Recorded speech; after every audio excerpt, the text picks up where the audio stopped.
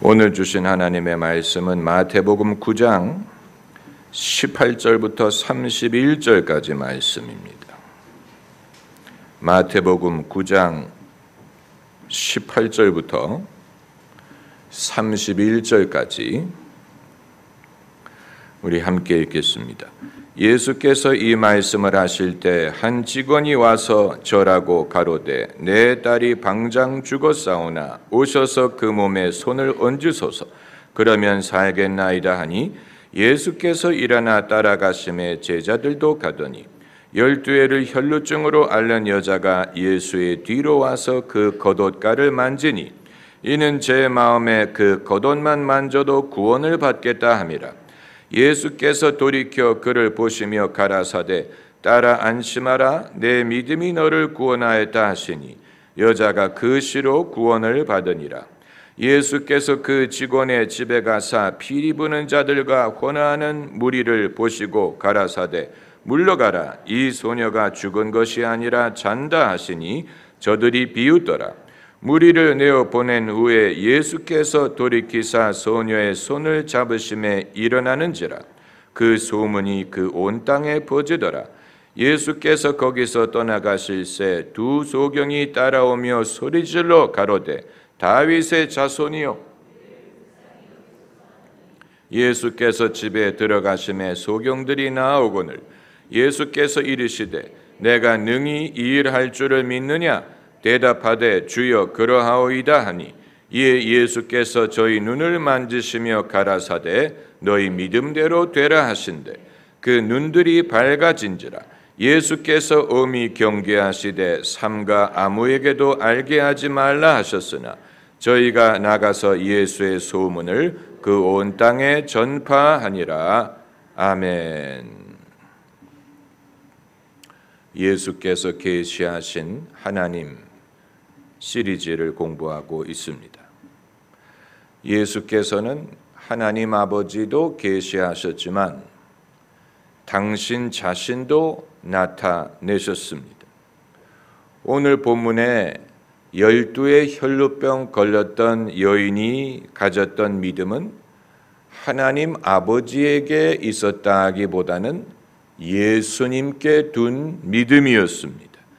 그 여성이 말하기를 제 마음에 그 겉옷만 만져도 구원을 받겠다. 그 겉옷이라 함은 예수님의 겉옷을 말하는 것입니다. 예수님을 믿기 때문에 예수님의 겉옷에 손만 대도 내가 믿겠다, 내가 낫겠다라고 믿었다는 말입니다.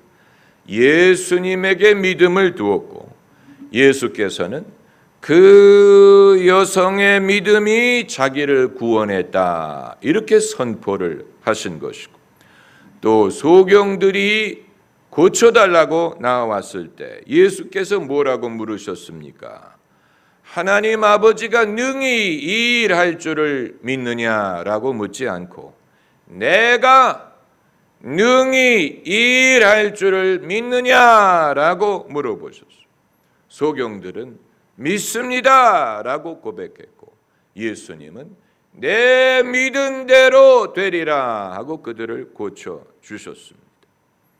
그러니까 하나님을 믿으니 나를 믿으라 같은 성경 구절이 요한복음에만 있는 것이 아니고 공간복음에도 예수께서는 사람들이 당신을 믿을 것을 당부하셨고 그리고 예수께서 그들의 믿음을 칭찬하셨던 경우는 당신에게 믿음을 두었을 때 그 믿음을 보시고 칭찬하셨어요.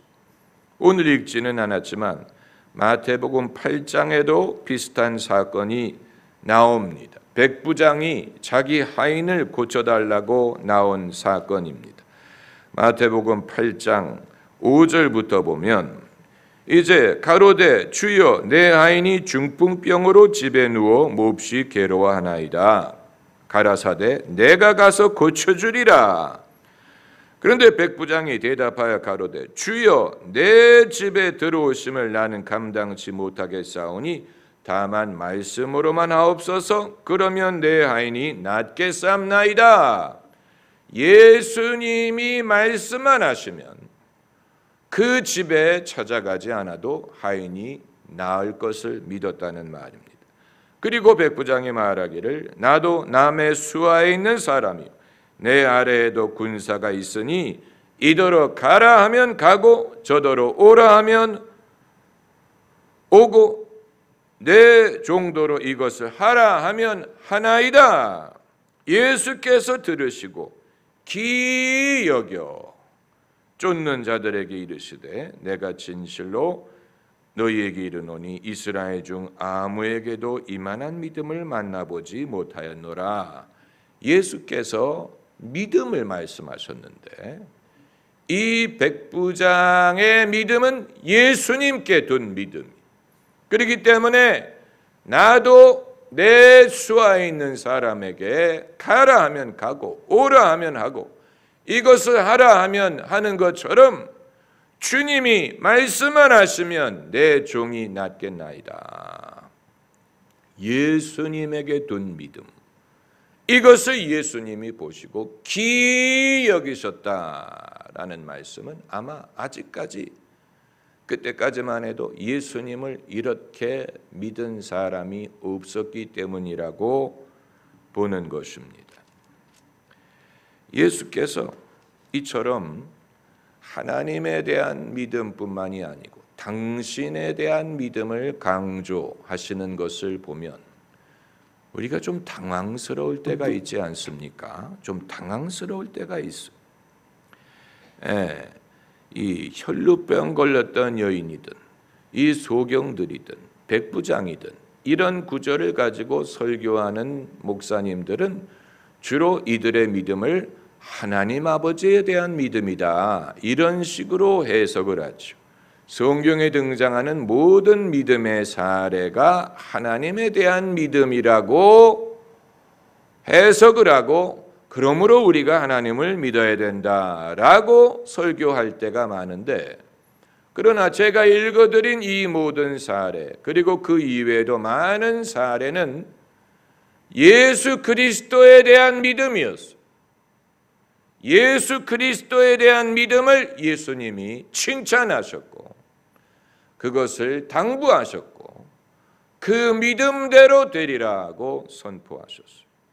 왜 이것이 당황스럽단 말이냐?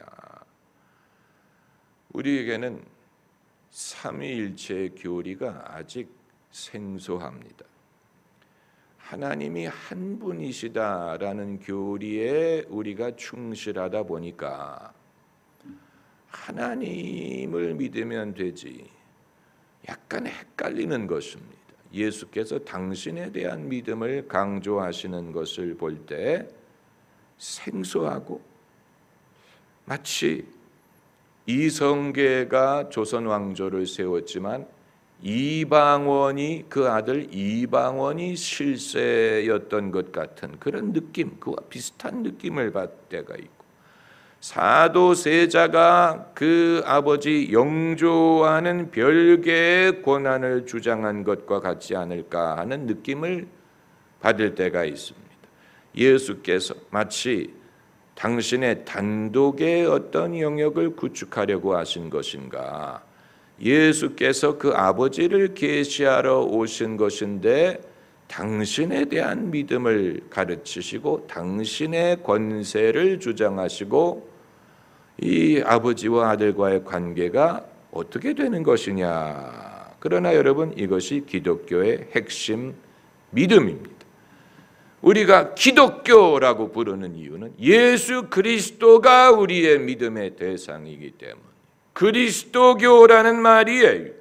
기독교인은 하나님 아버지만을 믿는 것이 아니고 독생자 예수 그리스도를 믿습니다. 사도신경에 고백하는 바와 같아요. 전능하사 천지를 만드신 하나님 아버지를 내가 믿사오며 독생자 예수 그리스도를 믿사오니 하나님 아버지에 대한 믿음 그리고 예수 그리스도에 대한 믿음을 고백하지 않습니까? 예수께서 하나님의 대리인으로 오셔서 하나님이 맡기신 모든 일을 이루신 후에 배후로 퇴장하신 게 아니에요. 배후로 퇴장하지 않으시고 하늘에 올리셔서 우리 신앙의 대상이 되시고 우리의 구주가 되셨습니다. 이미 알고 있는 것이지만 예수께서 이제 내가 내 할 일을 했으니 나는 간다 하고 배후로 사라진 게 아니고 하나님 보호자 우편에 앉으시고 우리 경배의 대상이 되시고 우리 신앙의 구주가 되셨습니다. 요한복음 17장 1절에 이 원리를 설명하는 구절이 있습니다. 요한복음 17장 1절로 가서 봅시다.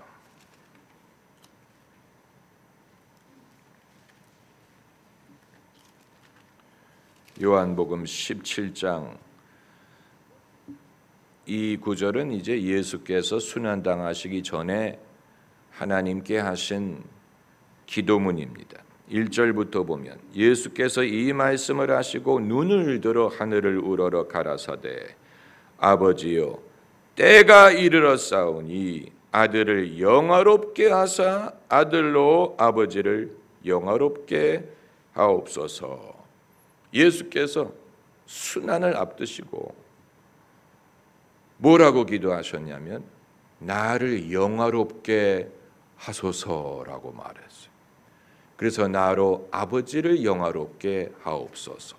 예수님께서는 당신의 일을 맡으신 후에 끝내신 후에 퇴장하신 분이 아니 배후로 사라지지 않고 때가 이르렀사오니 아들을 영화롭게 하옵소서 이렇게 말씀하셨고 2절에 아버지께서 아들에게 주신 모든 자에게 영생을 주게 하시려고 만민을 다스리는 권세를 아들에게 주셨습니다. 이 권세, 만민을 다스리는 권세를 아버지가 행사하시는 게 아니고 아들에게 주셨어요. 아들이 그 행사를 권세를 행사하게 하셨습니다. 그리고 5절에 아버지여 창세전에 내가 아버지와 함께 가졌던 영화로서 지금도 아버지와 함께 나를 영화롭게 하옵소서. 그러니까 하나님 아버지와 성부 예수님 간의 관계는 예수께서 아버지를 섬기고 순종하셨지만 그 결과로서 아버지만이 영화를 얻게 하시고 예수님은 사라지신 게 아니고 아버지가 영화를 얻으신 것처럼 아들도 영화를 얻게 하셨고 그런데 이게 이때에 비로소 이루어진 일이 아니고 창세전부터 하나님의 아들이 아버지와 영화를 함께 누렸다고 했어요. 놀라운 일이죠. 이게 소위 위로부터의 기독론이라 하는 것입니다. 이 땅에서 예수님의 행적을 보고 그 결과로서 예수님은 하나님의 아들이다라고 결론에 이르게 한 것이 아니고 태초에 말씀이 있으니 이 말씀은 하나님이요 또 하나님의 아들 말씀이 육신이 되어 땅에 오심에 그러니까 이 땅에 예수께서 오시기 이전에 만세전이라 함은 천지를 창조하시기 이전을 말하는 것입니다. 그러니까 예수님이 피조물이 아니라는 얘기죠. 피조물이 아니 만세전에 하나님의 아들은 아버지와 함께 영화를 누렸어요. 놀라운 일이.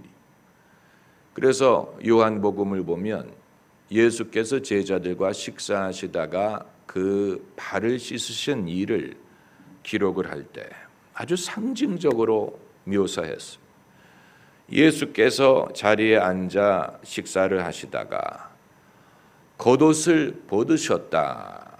그리고 자리에서 일어나셨다라는 말은 예수께서 그 하나님의 아들로서의 권세와 영광을 벗으시고 이 땅에 오심을 말하는 것이고, 그리고 대야에 물을 담아서 무릎을 꿇고 베드로의 발을 씻으셨죠. 그건 섬기는 자가 되셨다라는 말이, 인자가 온 것은 섬김을 받으려 함이 아니요 도리어 섬기려 하고 자기 목숨을 많은 자의 대속물로 주기 위한, 그 영화를 벗으시고 대야에 물을 담아 이 더러운 발을 씻기시고, 그리고 나서 다시 옷을 입고 자리에 앉으셨다. 그 말은 원래 영화의 자리로 돌아가셨다라는 것을 아주 그림처럼 이 사건을 통해서 상징적으로 보여주고 있습니다. 그런데 이제 이 예수님이 하나님의 아들로서 아버지와 같은 영광을 누리고 당신을 믿을 것을 당부하시고 또 그 권세를 주장하시는 것이 마치 재벌 2세와 뭐가 다르냐? 재벌 2세도 아버지를 잘 만나서 아버지의 후광에 힘입어 아버지가 주는 대로 영광을 누리지 아니하냐? 아니면 김정은 왕조와 무엇이 다르냐? 그 김씨 왕조가 할아버지에서 아버지에게, 손자에게 그 나라를 세습하지 않았느냐? 예수님도 그런 경우가 아니냐? 아닙니다. 여기에는 아주 중요한 차이점이 있어요. 그 차이점이 무엇입니까? 예수께서는 당신의 영광을 누리시기 전에 먼저 무엇을 당하셨습니까? 고난을 당하셨기 때문에 죽으셨습니다.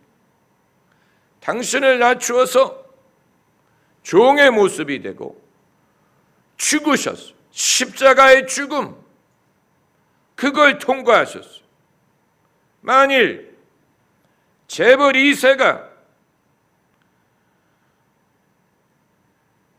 예수님처럼 먼저 죽기까지 낮아지는 모습을 보였다면 사람들이 그를 존경할 것입니다.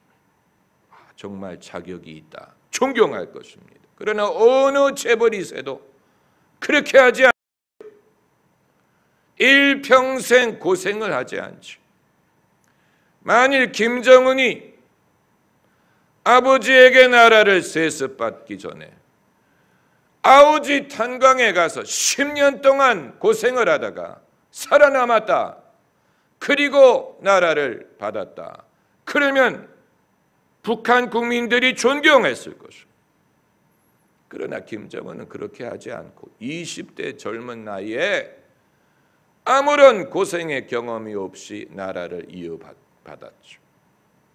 여러분, 중국 국민들이 시진핑을 존경하는 이유가 뭔지 아십니까? 시진핑은 어렸을 때 그 가족이 문화혁명의 숙청을 당해서 굴 속에 들어가서 살았어. 시진핑이 그런 어린 시절을 보내고 그 모든 역경을 극복하고 국가 지도자가 됐기 때문에 사람들이 그를 존경하는 것입니다. 왜냐하면 그 역경에서 살아 돌아왔기 때문에 저 사람은 고생할 만큼 하고 고생이 뭔지 알고 낮아진 경험이 있고 그리고 거기에서 실력을 인정받은 인물이다라고 하기 때문에 사람들이 존경하는. 등소평도 마찬가지였죠. 등소평이 숙청을 받았죠. 숙청을 당했다가 부활했어요. 정치적으로 부활했어요.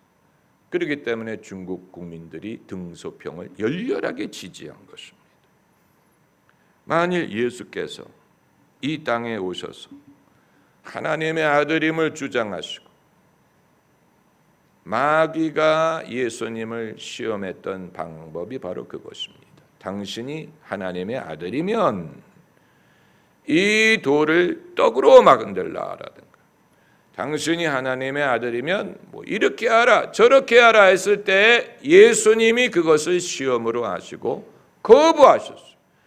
하나님의 아들이라는 사실을 그런 식으로 사람들에게 증명하고자 하지 않으셨어요. 만일 예수께서 이 땅에 오셔서 당신의 능력, 병고침, 이적, 기사, 당신이 소유하신 권세만을 주장하고 영광을 누리려고 하셨다면 예수님은 실족하셨을 것이고 타락하셨을 것입니다. 그러나 예수님은 그렇게 하지 않고 어떻게 하셨습니까?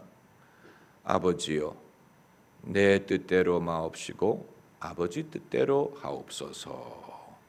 이렇게 하시고 십자가의 순환을 묵묵히 감당하셨어요.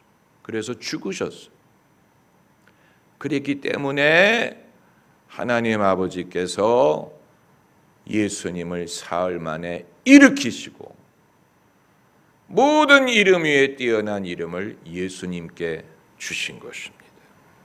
네. 우리가 예수님을 신뢰할 수 있는 결정적인 이유가 바로 여기에 있는 것입니다. 할렐루야. 기도하십시다.